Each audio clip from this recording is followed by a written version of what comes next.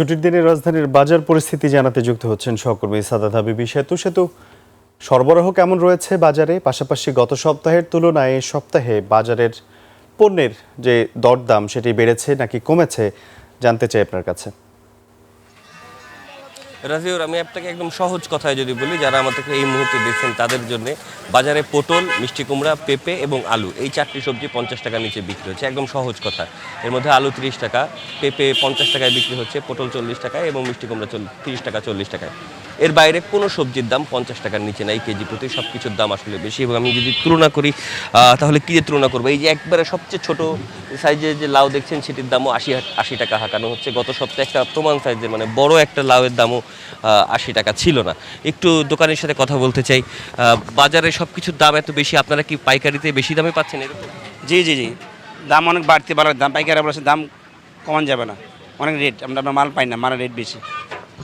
কাঁচামরিচের ছবি দেখাতে চাই। কাঁচামরিচের কেজি আজকে 280 টাকা হয়েছে। গত সপ্তাহে আমরা সংবাদ যখন করেছি তখন 200 টাকা কেজি আমরা এটি দেখিয়েছি।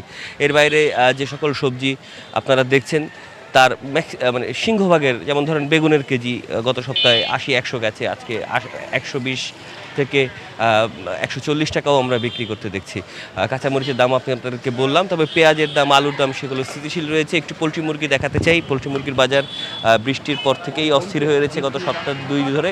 আজকে আমরা এই হাতিরপুল বাজারে রয়েছি, সেখানে কিন্তু পোলট্রি মুরগির দাম আরও 10 টাকা আমরা বাড়তি দেখতে পেয়েছি। গত সপ্তাহেও এই বাজারে পোলট্রি মুরগি 200 টাকা করে বিক্রি হয়েছে কেজি প্রতি। আজকে 210 টাকায় বিক্রি হচ্ছে। সোনালির দামও 10 টাকা কেজিতে বাড়ানো হয়েছে। লেয়ারের দামও প্রায় 20 টাকা বেড়েছে। এই হচ্ছে অবস্থা। এবং এক্ষেত্রে দোকানিদের মূল কথা হচ্ছে যে বৃষ্টির কারণে আসলে বাজারে জিনিসপত্রের দামে সরবরাহ কিছুটা ঘাটতি রয়েছে বলে তারা দাবি করছেন। এবং এই কারণে মুরগি সহ সবজি অনেক কিছুর দামই বাড়তি দামে তারা কিনছেন এবং বাড়তি দামে বিক্রি হচ্ছে। এই ছিল বাজারের সর্বশেষ পরিস্থিতি। রাজীব, সেতু, ধন্যবাদ আপনাকে। দর্শক, হাতিরপুল বাজার থেকে যুক্ত ছিলেন সহকর্মী সাদাত হাবিবি সেতু।